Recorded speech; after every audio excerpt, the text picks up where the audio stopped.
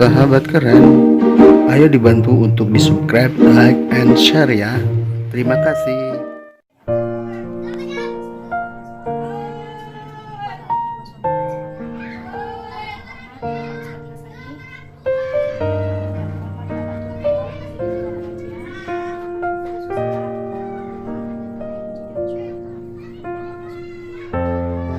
Bismillahirrahmanirrahim.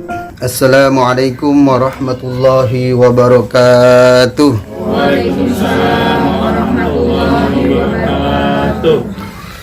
Innal hamdalillah nahmaduhu wa nasta'inuhu wa nastaghfiruh wa na'udzu billahi min sururi anfusina wa min sayyiati a'malina.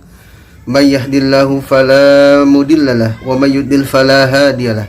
Asyhadu an la ilaha illallah wa asyhadu anna Muhammadan abduhu wa rasuluhu la nabiyya ba'da. Allahumma salli wa sallim ala sayyidina Muhammadin wa ala alihi wa sahbihi ajma'in, amma ba'du. Ya hadirun, ittaqullah haqqa tuqatih wa la tamutunna illa wa antum muslimun. Shadaqallahul azim. Jamaah ngajiyu yang dimuliakan oleh Allah Subhanahu wa ta'ala, tak ada kata yang pantas kita ucapkan selain kita bersyukur pada Allah Subhanahu wa ta'ala atas segala nikmat yang Allah berikan kepada kita, terutama nikmat iman, nikmat Islam, dan juga nikmat sehat walafiat, sehingga pada malam hari ini Allah mudahkan langkah kaki kita menuju satu tempat, satu acara yang insya Allah dimuliakan oleh Allah Subhanahu wa ta'ala. Kita senantiasa membaca ayat-ayat Allah, mendengarkan kalimah-kalimah Allah, sesuatu yang insya Allah dimuliakan oleh Allah Subhanahu wa ta'ala. Dan mudah-mudahan kita termasuk orang-orang yang dimuliakan oleh Allah Subhanahu wa ta'ala.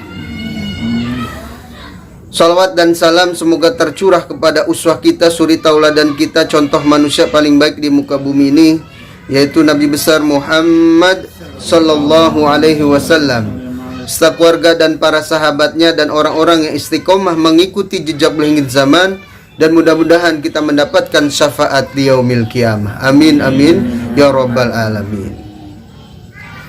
Kita sering mendengar ayat ittaqullah, bertakwalah kamu kepada Allah, haqqa tuqatih, bertakwa dengan sebenar-benar takwa. Karena bekal kita adalah takwa menghadap Allah Subhanahu wa ta'ala. Orang yang ingin selamat, ingin mendapatkan kenikmatan, kebahagiaan di akhirat, maka bekalnya adalah takwa. Maka sering khotib menyampaikan ittaqullah, bertakwa kepada Allah. Dan itu tidak bosan-bosan, karena iman kita naik turun. Diingatkan ya, agar kita senantiasa meningkatkan takwa kepada Allah Subhanahu wa ta'ala, yaitu menjalankan segala perintahnya dan menjauhi segala larangan Allah Subhanahu wa ta'ala. Kita sering lalai, kita sering mungkin zolim terhadap diri kita, zolim terhadap tetangga, keluarga kita, dan semuanya. Maka kita harus ingat, kita meningkatkan takwa dengan kita banyak beribadah kepada Allah Subhanahu wa ta'ala. Karena antara ibadah satu, sholat yang satu dengan sholat yang lain, insya Allah akan menghapus dosa-dosa kecil kita. Maka orang yang bertakwa, insya Allah senantiasa akan diampuni dosanya oleh Allah Subhanahu wa ta'ala. Karena Allah sendiri menjamin itu. Dalam ayatnya surat Al-Ma'idah, wa'adallahu alladhina amanu wa amilus shalihat lahum maghfiratu wa ajrun azim. Allah telah menjanjikan kepada siapa? Alladzina amanu, kepada orang-orang yang beriman, wa amilus sholihat, dan yang mengerjakan amal soleh, lahum maghfiratu wa ajrun azim, mereka akan mendapatkan ampunan dan pahala yang besar dari Allah Subhanahu wa ta'ala. Alhamdulillah, setiap pekan kita istiqomah melakukan suatu kebaikan, amal soleh, duduk di sini, membaca Al-Quran, mendengarkan tausiah. Insya Allah inilah yang menjadi amal kita, bekal kita di akhirat kelak. Karena janji Allah, orang-orang yang melakukan amal soleh, insya Allah diampuni dosanya dan diberikan ganjaran pahala yang besar dari Allah Subhanahu wa ta'ala. Bersyukurlah kita yang hadir di sini, ya. kita menyempatkan waktu kita malam Jumat ini untuk ngaji yuk ya. Kita ikut pengajian. Karena inilah sarana kita. Ya. Sarana ini sarana untuk menuju surga, begitu. Ya, ada sarana untuk neraka banyak. Ya, banyak melakukan dosa, maksiat dan sebagainya. Tapi sarana kita malam hari ini adalah jelas-jelas sarana untuk mendapatkan surga Allah Subhanahu wa ta'ala. Makanya nggak semua orang yang mau hadir. Begitu, ya. Tidak semua orang yang mau istiqomah komitmen terhadap orang-orang yang mau ngaji ini. Kenapa? Ya mungkin karena mereka dibisikkan oleh setan, ya. Selain dirinya mungkin bisa jadi ada halangan, ada juga orang yang dibisik oleh setan, ada juga oleh nafsunya karena malas dan seterusnya.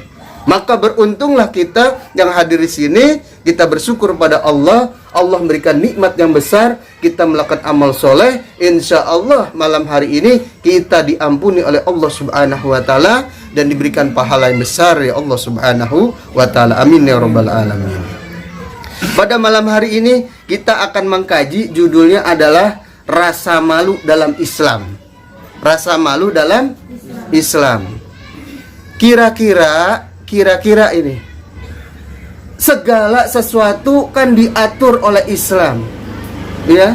Ternyata termasuk malu pun diatur oleh Islam, ya. Karena perbuatan dari yang kecil sampai yang besar itu diatur oleh Islam. Masuk WC aja diajarkan oleh Rasulullah SAW, betul. Mau tidur diatur, ya, dalam semua kehidupan. Dan salah satu pada malam hari ini kita kaji adalah rasa malu dalam Islam. Konteksnya sekarang sepertinya banyak orang yang sudah melupakan atau menjauhi rasa malu, ya. Artinya bahasa kitanya tidak malu-malu, ya. Dan banyak hal yang membuat seseorang itu rasa malunya sepertinya udah kecabut begitu, ya. Iya, terputus urat nadinya apa namanya gitu, ya. Ada orang yang maksiat sekarang udah kagak punya malu, maksiatnya di pinggir jalan. Iya. Sekarang Masya Allah, bahkan ada maksiatnya di videoin, ya kan? Bangga dan seterusnya. Mohon maaf, membuka aurat, ya. You can see, kamu can dapat see, melihatku, seneng. Mohon maaf begitu, you can see. Belum lagi bupati. Bupati tahu, Bu? Buka paha tinggi-tinggi. Ya kan? Tuh, bupati sekarang banyak orang atau perempuan yang bupati. Buka paha tinggi-tinggi. Iya, kalau dulu mah banyak celana Hawaii. Ibu-ibu pakai celana Hawaii. Sekarang mah nggak ada tanah Hawaii, ya. Iya, Masya Allah. Jadi rasa malunya kayaknya nggak ada. Padahal sebagai orang yang beriman, muslimah dan sebagainya, jangan sampai dia you can see, ya, bupati buka paha tinggi-tinggi atau sekwilda, Bu. Tahu gak sekwilda? Sekitar wilayah dada tuh. Jadi menonjolkan dadanya dan seterusnya, bangga dan seterusnya. Ini wanita zaman sekarang Masya Allah, ya. Banyak aplikasi-aplikasi di internet dan sebagainya bisa dilihat, ya. Itu kemaksiatan begitu banyak dan marak. Maka kita harus selektif sebagai orang-orang yang beriman. Kita jaga rasa malu kita. Jaga rasa malu pada siapa? Jaga rasa malu kita kepada Allah Subhanahu wa ta'ala. Baik, malu adalah sifat terpuji, ya, yang merupakan akhlak yang mulia tuh. Jadi malu ini adalah sifat terpuji.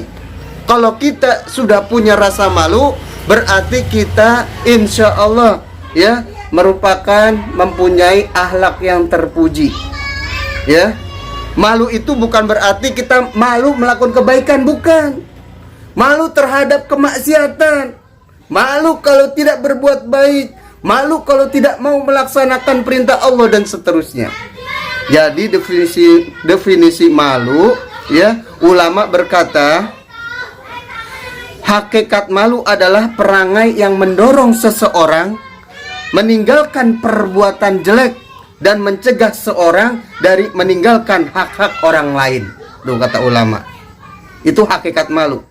Jadi perangai seseorang mendorong meninggalkan perbuatan jelek. Jadi kalau dia punya rasa malu, mendorong dia meninggalkan perbuatan-perbuatan yang jelek, yang buruk.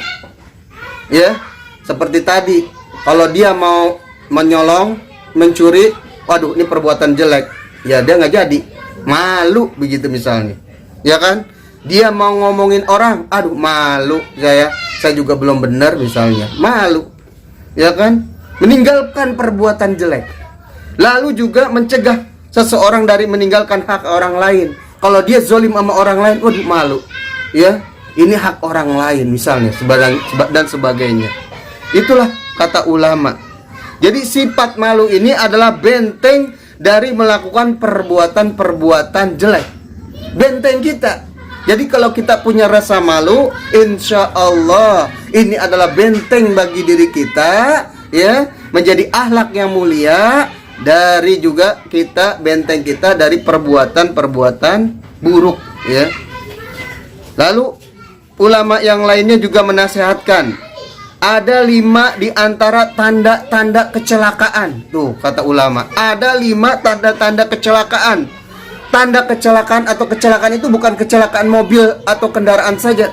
Apa kecelakaan itu? Kata ulama Fudail bin Iyad menasihatkan, yang pertama kekerasan hati. Tuh, jadi celaka orang yang keras hatinya, yang nggak mau dinasehatin, dengar azan nggak mau datang ke masjid, ya, nggak mau sholat, ya, keras hatinya, ya, diajak kebaikan nggak mau, ya, dan seterusnya, hatinya masih keras.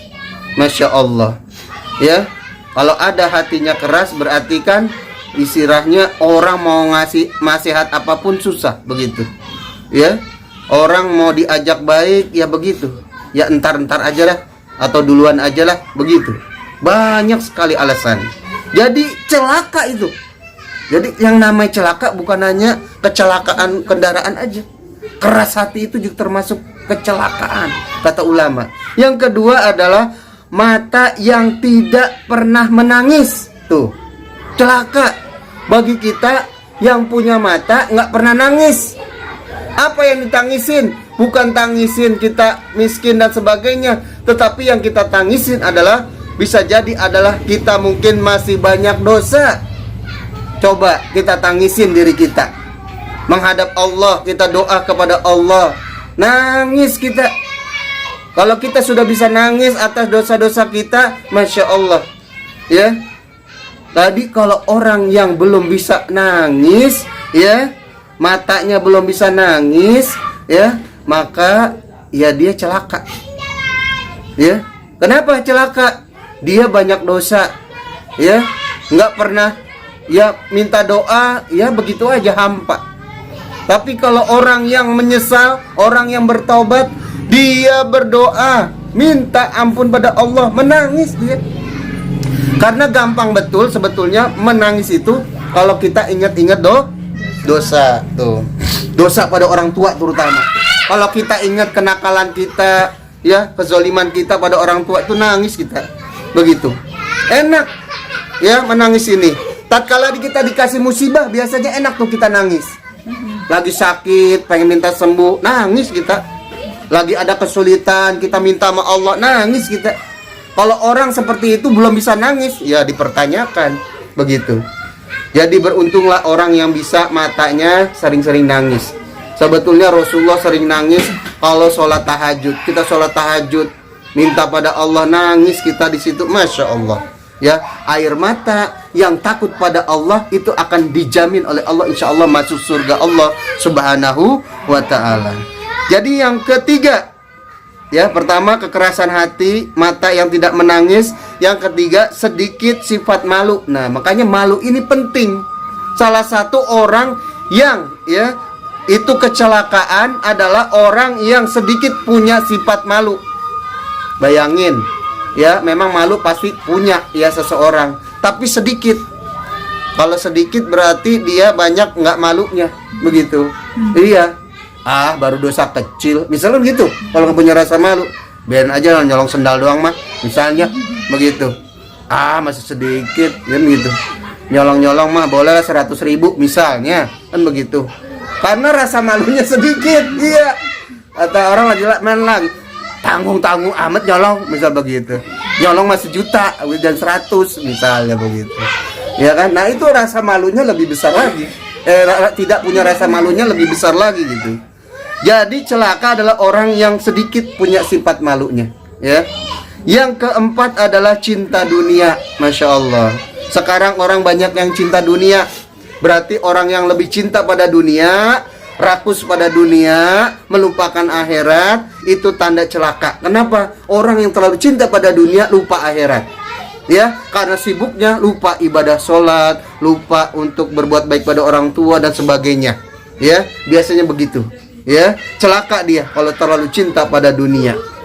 Yang kelima adalah panjang angan-angan. Panjang angan-angannya.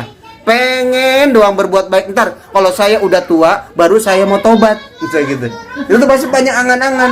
Sekarang mah seneng-seneng dulu. Ntar aja kalau udah tua saya tobat, begitu misalnya. Wah, ntar kalau saya begini, ntar baru begitu. Kalau saya punya duit banyak, baru saya mau sodako, misalnya begitu. Kan banyak angan-angan. Padahal mah sodako mau punya duit banyak atau dikit, sodako aja. Mau 5.000, 10.000. Banyak angan-angan mah, ntar kalau gue udah gede, udah gede. Kalau gue udah banyak duit, baru entar gue nyumbang pesantren dan sebagainya. Misalnya begitu. Panjang angan-angan.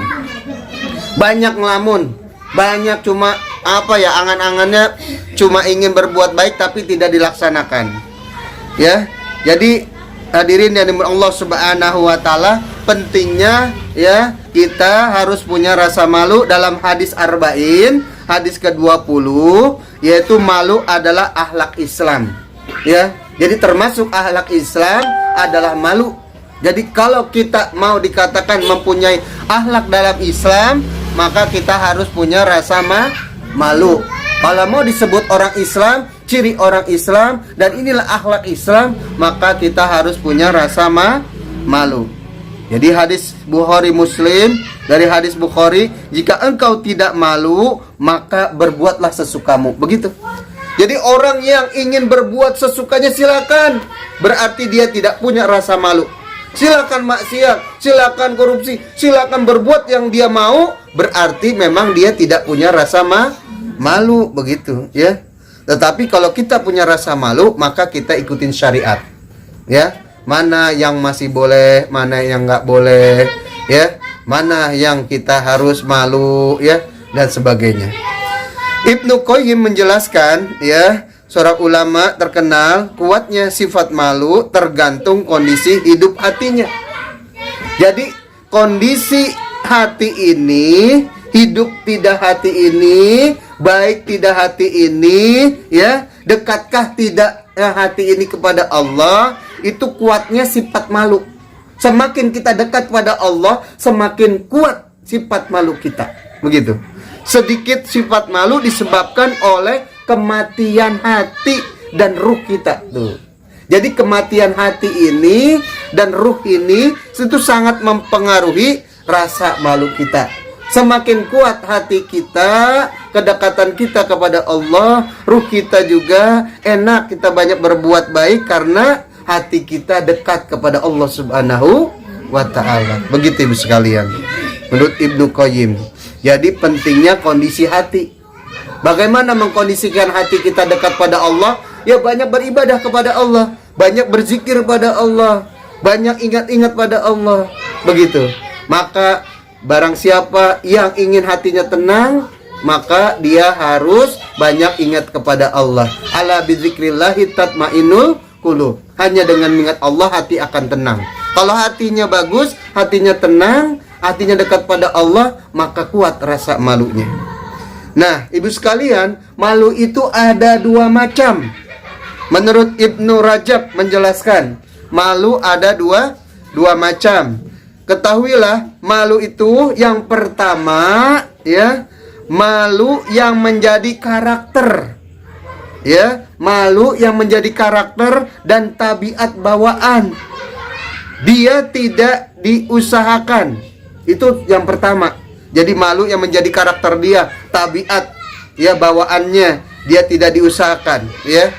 Jadi memang sudah ada bawaan dari diri dia, ya. Tapi ini bedain antara orang pemalu dengan memang malu sesuai dengan syariat Islam, begitu, ya. Jadi kalau sifat pemalu itu mungkin dia ngapain aja malu, begitu, ya. Nggak mau tampil malu, ininya malu, jadi malu, itu beda pemalu.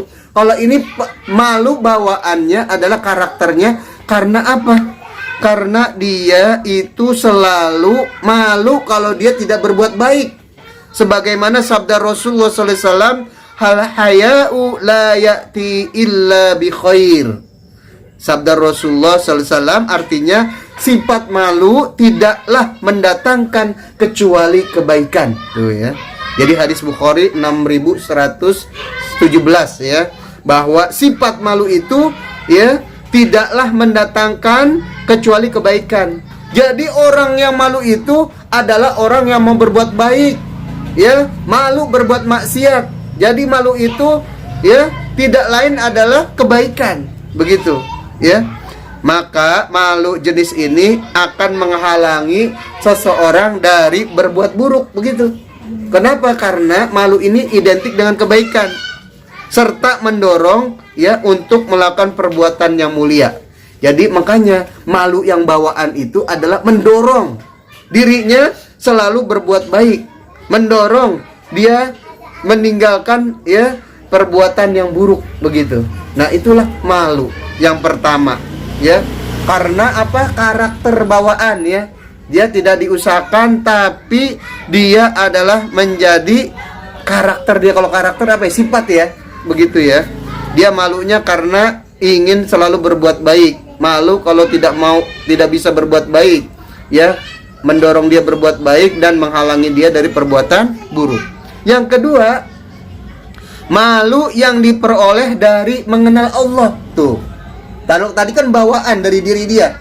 Sekarang malu tipenya adalah malu yang diperoleh dari mengenal Allah dan mengenal keagungan Allah, kedekatannya dengan para hambanya, dan karena keyakinannya mereka tentang maha taunya Allah, mengetahui pandangan hianat dan sesuatu yang terpendam dalam dada manusia, Allah subhanahu wa ta'ala tahu.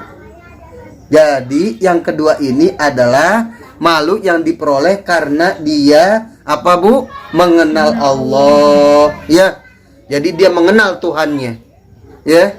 Dia tahu keagungan Allah, ya. Kenapa lagi? Dia tahu kalau kita hianat, Allah maha tahu, betul, Bu? Kita mau ngumpet di mana aja, kita berbuat dosa, Allah maha tahu, betul? Iya. Kita mau maksiat, ya, walaupun kita ngumpet dan sebagainya, Allah maha tahu. Jadi orang yang kedua ini adalah malu diperoleh karena dia mengenal Allah, ya. Allah selalu mengawasi dia, Masya Allah. Namanya ma'iyatullah, Allah selalu mengawasi dia, ya. Allah subhanahu wa ta'ala berfirman dalam surat Al-Mu'min ayat 19, A'udzubillahi minasyaitonirrajim, Ya'lamu kha'inatal a'yun wa ma tukhfis sudur. Dia mengetahui, Allah subhanahu wa ta'ala mengetahui pandangan mata yang hianat dan apa yang disembunyikan oleh hati. Tuh bayangin, Bu. Mata kita kalau hianat, ya, sembunyian apa yang ada di dalam hati kita, orang lain nggak tahu ada di hati kita, Allah maha tahu, Masya Allah. Maka kalau kita semakin kenal kepada Allah, insya Allah kita semakin ya rasa malu kita atas perbuatan kalau kita melakukan dosa, ya. Makanya sebetulnya orang yang malu itu orang yang jauh dari perbuatan dosa. Kenapa malu dia? Malunya kepada siapa tadi? Malunya adalah kepada Allah, ya. Karena ini diperoleh dari mengenal Allah. Allah maha tahu apa isi hati kita, pandangan kita dan seterusnya, Masya Allah. Diri saya juga, mungkin teman-teman merasakan bahwa kita bukan orang yang ya terbebas dari dosa, begitu, Ibu, ya. Kita kadang kesel, kita kadang marah, kita terkadang benci, kadang kita macam-macam, ya kan? Tapi orang yang punya rasa malu karena kenal pada Allah, dia langsung bertaubat, Bu. Begitu. Dia punya dosa. Siapa manusia tidak punya dosa? Pasti manusia punya dosa. Tetapi orang yang malu adalah orang yang setelah melakukan dosa, dia bertaubat. Begitu, ya kan? Karena taubat itulah ya menjadi kunci bagi kita sebagai orang yang beriman, bagaimana kita bisa menghapus dosa-dosa kita, ya. Jadi malu jenis ini bagian dari buah iman yang dimiliki oleh semua hamba, bahkan termasuk derajat Islam yang paling tinggi tuh. Jadi derajat Islam seseorang paling tinggi, jika dia semakin mengenal Allah, maka dia insya Allah semakin malu. Malu apa? Malu terhadap kalau dia berbuat dosa, begitu. Malu kalau hatinya ada kejelekan, ya. Malu ada pandangan dia terhadap kemaksiatan dan seterusnya. Jadi itu, Bu, malu ada dua. Malu pertama adalah malu dari bawaan karakter, yang kedua adalah malu dari apa, Bu? Mengenal Allah. Yang selanjutnya adalah kita bahas terakhir adalah keutamaan sifat malu. Keutamaan sifat malu. Yang pertama, apa keutamaan sifat malu? Yang pertama adalah salah satu dari sifat Allah Azza wa Jalla. Tuh, bayangin. Allah pun punya sifat malu. Malu kalau tidak memberikan anugerah pada hambanya, ya. Jadi Allah itu sifat malu terhadap apa? Kalau tidak memberikan kebaikan pada hambanya yang sudah berbuat baik dan seterusnya. Jadi kalau kita punya sifat malu, Allah pun punya sifat malu, ya.